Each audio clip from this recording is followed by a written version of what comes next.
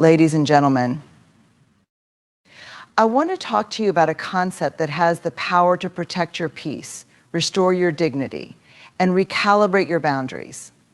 In 2025, as you step boldly into your next chapter, there is a simple but profound mantra I want you to carry. Don't react, cut them off silently. Now, I'm not talking about living in bitterness or isolation. No, this is about choosing courage over comfort, boundaries over resentment, and intentionality over drama. Silence isn't weakness, it's wisdom. It's saying, I value my energy so deeply that I refuse to waste it where it's not honored. Let me tell you something powerful. Your energy is the most valuable resource you have. It's not your time, not your money, because without energy, you can't maximize either of those things. Your energy is what drives your decisions, fuels your goals, and sustains your relationships. Yet so often we give it away so freely to people who drain it, to situations that deplete it, and to conflicts that don't deserve it. In 2025, I want you to commit to seeing your energy as sacred. Imagine it as a currency limited, precious, and non-renewable in the short term. Would you walk into a store and throw money at things you don't need? Would you hand your savings to someone who disrespects its value? Of course not. So why do we do that with our energy? Protecting your energy begins with recognizing where it's going. Ask yourself, who or what is taking the most from me? Are these people or situations adding value to my life or subtracting from it? You have to conduct an energy audit, yes, an audit, because not everyone or everything deserves access to the best parts of you. Here's the truth: the people who drain your energy don't always come with warning signs. Sometimes they're the ones closest to you. They might not mean harm, but their words, actions, or expectations weigh on you like an invisible burden. It could be a friend who constantly complains but never listens, a colleague who expects you to pick up their slack, or even a family member who pushes your boundaries without a second thought. And the hardest part? They've gotten so used to your generosity that they don't even realize they're overstepping. But hear me clearly, this is not about cutting people off harshly or shutting out the world. It's about learning to say no unapologetically, about creating boundaries that serve as safeguards for your energy. Saying no doesn't mean you're selfish, it means you're self-aware. It means you've decided to prioritize the life you want to build over the distractions that derail you. And let's talk about those distractions for a moment. Conflict is one of the biggest thieves of energy. Think about the last time someone upset you. How much time did you spend replaying that argument in your head, crafting the perfect comeback, or venting to someone else about it? That's energy, your energy gone. Energy that could have been spent working on your dreams, nurturing your well-being, or simply enjoying your life. Protecting your energy also means being intentional about where you invest it. Not every battle is yours to fight, and not every person is yours to save. You have to understand that walking away from conflict or toxicity isn't weakness, it's wisdom. When you disengage from what drains you, you're reclaiming your power. You're telling the world, I am too valuable to waste my strength on what doesn't serve me. And let me share one more insight. Protecting your energy isn't just about avoiding what drains you, it's about pouring into what sustains you. Spend time with people who uplift you, engage in activities that recharge you, and pursue goals that inspire you. Protecting your energy is not just about defense, it's about a fence, actively building a life that energizes and excites you. In 2025, make this your mantra: my energy is my responsibility. It's not anyone else's job to protect it, it's yours. Stop handing it over to people or situations that haven't earned it. Guard it like the treasure it is, and watch how your life transforms when you start living from a place of abundance rather than depletion. Protect your energy, because without it, you can't show up fully for yourself or anyone else, and you deserve to show up for the life you're meant to live.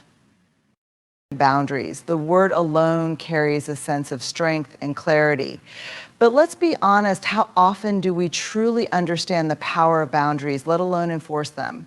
Setting boundaries isn't just about keeping others in check, it's about honoring yourself.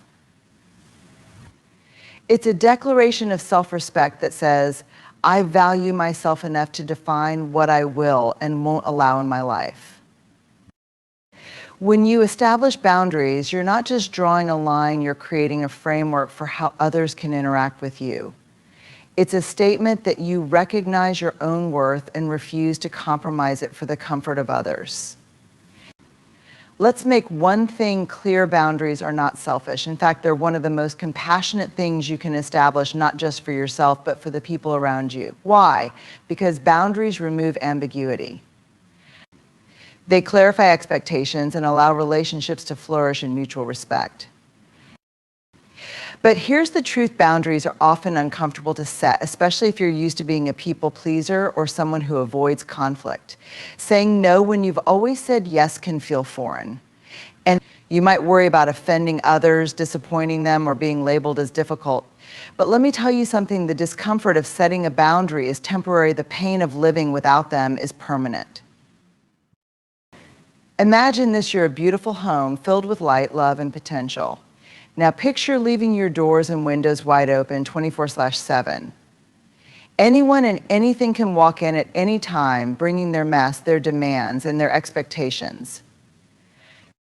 Over time, the beauty of your home becomes cluttered, chaotic, and unrecognizable. That's what life without boundaries looks like. Boundaries are the doors and locks that protect the sanctity of your home. They don't block everything out, they allow in what aligns with your values and keeps out what doesn't. In 2025, I want you to recognize that boundaries are not about punishment, they're about preservation. Preservation of your peace, your energy, and your dignity. Setting boundaries means deciding, I will not tolerate disrespect, manipulation, or anything that diminishes my sense of self-worth. It's choosing to prioritize your well-being over someone else's comfort. Here's the thing: not everyone will like your boundaries, especially those who've benefited from your lack of them. When you start saying no to things you used to accommodate, you might face resistance. People might accuse you of changing or being selfish. But let me remind you, the people who truly care about you will respect your boundaries because they respect you. Those who don't, they were never invested in your well-being, they were invested in what you could do for them. Let me tell you why boundaries are critical in maintaining your emotional and mental health. Without boundaries, resentment builds. You start saying yes to things you don't want to do, and over time, it eats away at your sense of self. You begin to feel used, undervalued, and overwhelmed. And guess what? That resentment doesn't just hurt you, it spills into your relationships, creating tension and conflict. Setting boundaries is the antidote to resentment. It's a way to protect your peace and ensure that you're giving from a place of abundance, not obligation. But let's not forget, boundaries aren't just about saying no, they're about saying yes to yourself, yes to your needs, your priorities, and your dreams. Boundaries create the space you need to focus on what truly matters. They free you from the weight of other people's expectations, allowing you to step into your authenticity. And remember, boundaries don't have to be loud or confrontational. Sometimes the most powerful boundaries are silent and firm.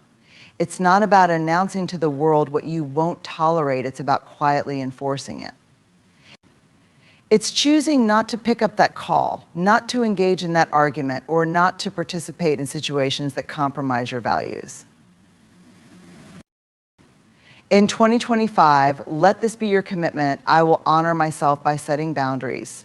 I will not apologize for protecting my peace, and I will not feel guilty for prioritizing my well-being. Boundaries are not barriers, they're bridges to a healthier, more fulfilling life. When you set boundaries, you teach others how to treat you. But more importantly, you teach yourself how to treat yourself with respect, care, and unwavering love. So draw the line, not out of anger or spite, but out of deep, unshakable self-respect. Because when you honor your boundaries, you honor the incredible person you were always meant to be. In a world that is constantly talking, constantly shouting, constantly demanding to be heard, silence has become one of the most underappreciated yet powerful tools you can wield. Silence isn't weakness. Silence isn't avoidance. Silence is strength. It's intentional, strategic, and transformative. When someone offends you, mistreats you, or tries to pull you into unnecessary drama, the instinct is often to react, to defend yourself, to prove a point, or to ensure that they feel the sting of your response. But let me ask you this: has reacting ever truly brought you peace? Has arguing ever brought lasting resolution? More often than not, our reactions only escalate the situation, wasting time and energy on people or circumstances that don't deserve them. That's where silence comes in. Silence is not about retreating or admitting defeat. It's about taking control.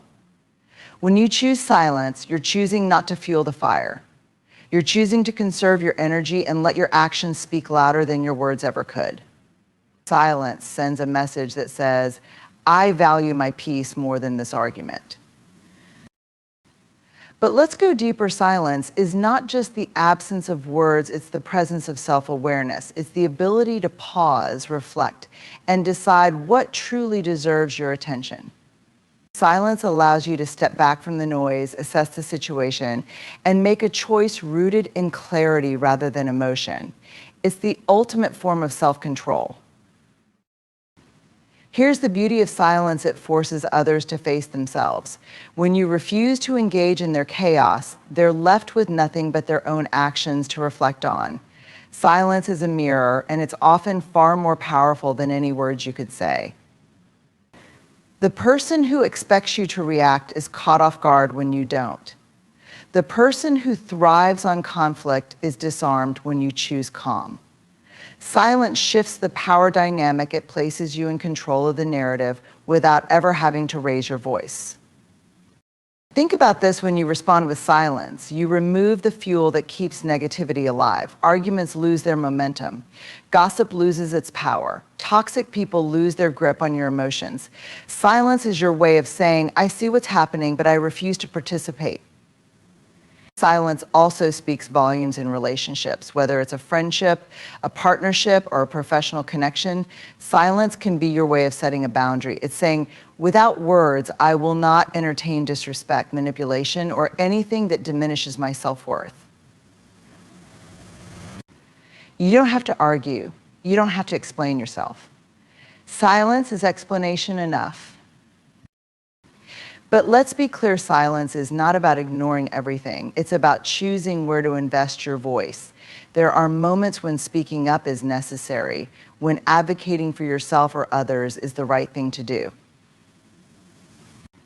But not every situation requires your input, and not every person deserves access to your thoughts. Silence is about discernment. It's about knowing when to engage and when to let go. And let's talk about the internal power of silence. When you choose silence, you give yourself the gift of stillness. You allow your mind to rest, your emotions to settle, and your spirit to recharge. Silence is where clarity is born. It's where you reconnect with your inner voice, the voice that knows who you are and what you stand for. In 2025, I want you to embrace the strength of silence. Let your silence become your statement. Let it protect your peace, preserve your dignity, and remind others that you're not someone who can be easily swayed or provoked. Remember, silence isn't passive, it's powerful. It's active resistance to negativity. It's a choice to rise above rather than sink to the level of chaos. Silence is your declaration that you refuse to let external noise dictate your internal state. So when faced with conflict, drama, or toxic people, choose silence, not because you're afraid, but because you're strong. Not because you don't have words, but because you know the power of withholding them. Let your silence speak louder than anything you could ever say. Because in silence there is wisdom, in silence there is strength, and in silence there is peace. There's a common misconception about cutting someone off, and it's rooted in fear, guilt, and misunderstanding. Many people believe that to distance yourself from someone means you're holding a grudge or harboring hatred.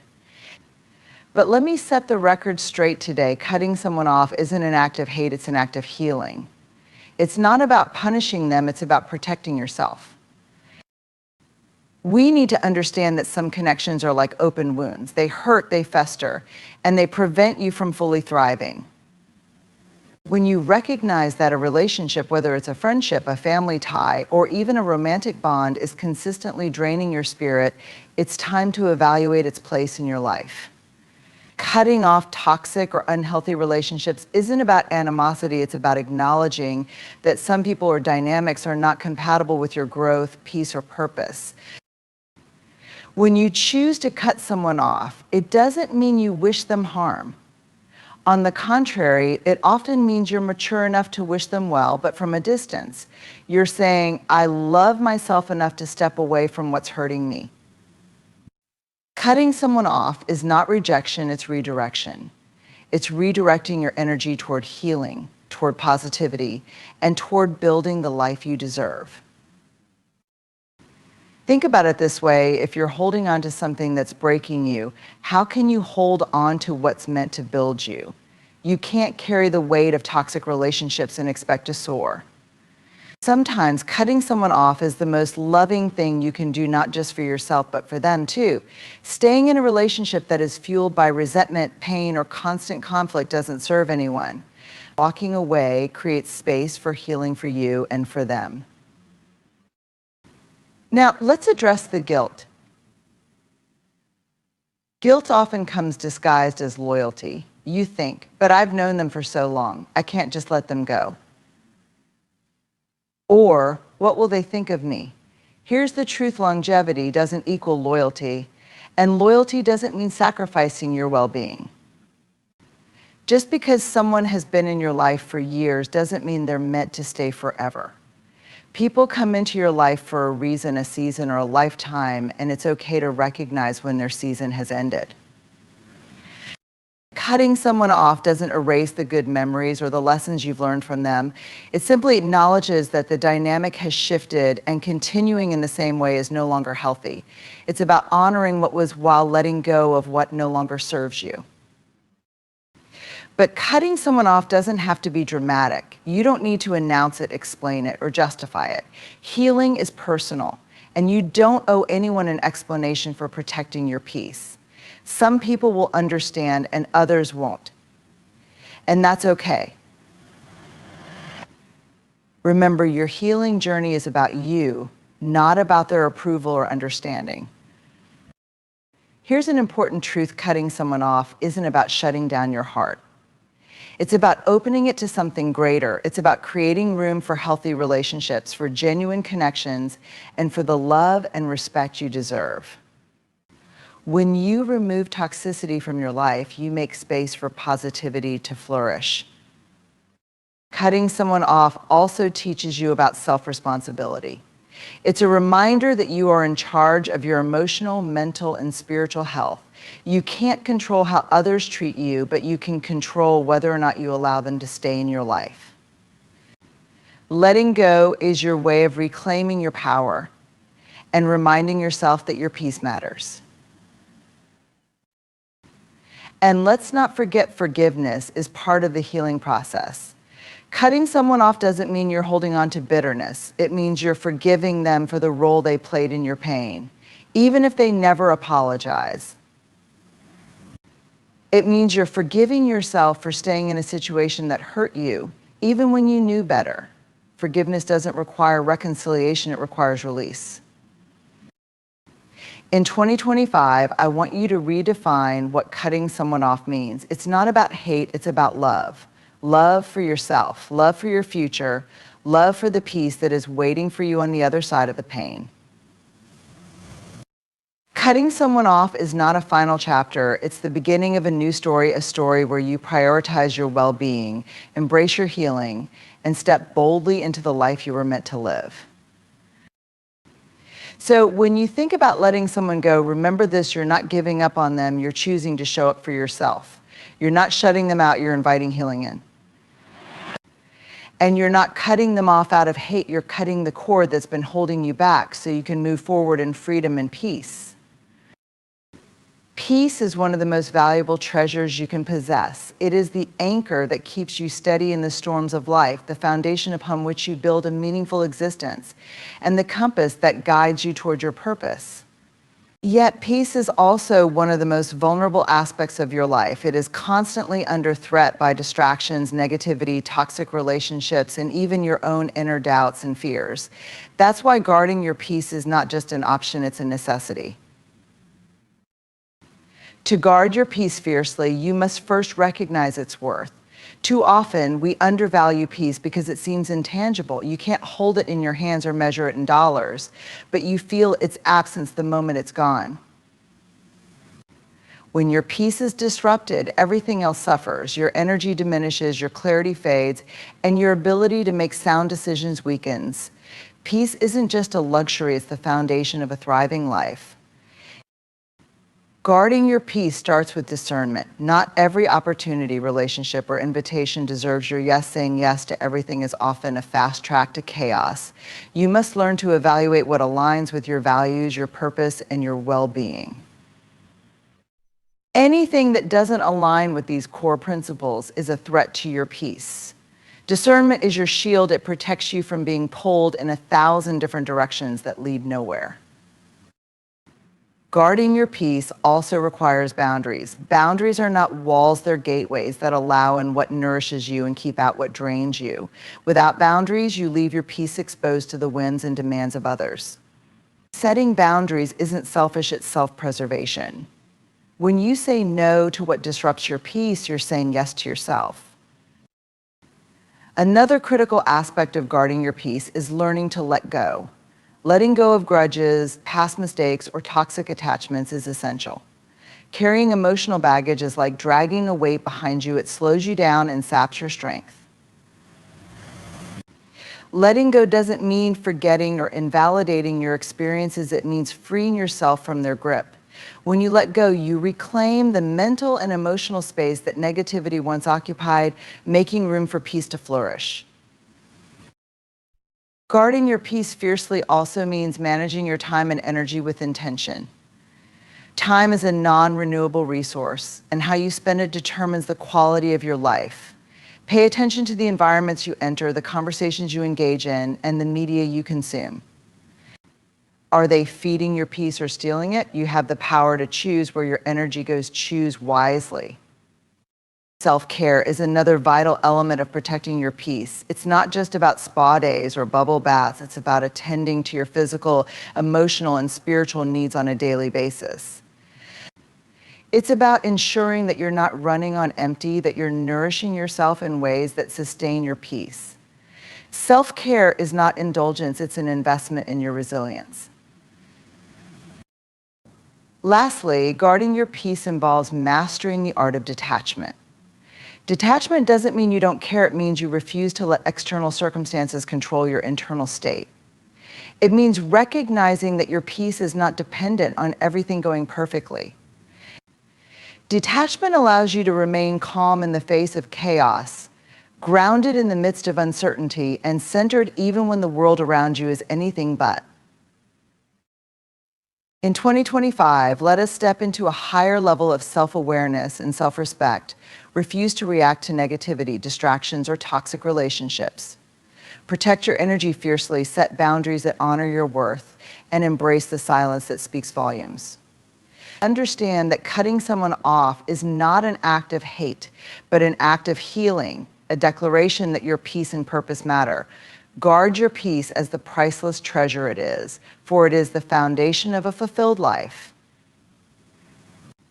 Walk away from what no longer serves you and walk boldly toward a life of clarity, purpose, and freedom.